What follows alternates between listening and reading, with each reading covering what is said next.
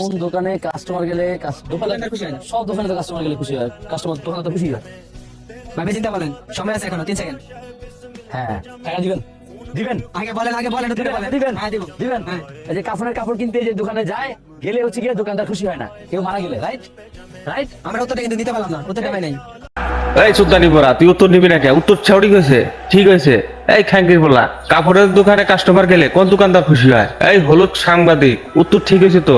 এই উত্তর ঠিক হয়েছে, আবার ঠিক হয় নাই। কোন দোকানে কাস্টমার গেলে কান্দার খুশি হয় না? কাপড়ের দোকান, এটা সবাই জানে। আর তুই কষ্ট ঠিক হয় নাই, তারপরে এত লোকেশন চেঞ্জ করে আলাদা দিবে একদম। এই একটা ভিডিও বানায় আপলোড করে দিলে হইলো নাকি?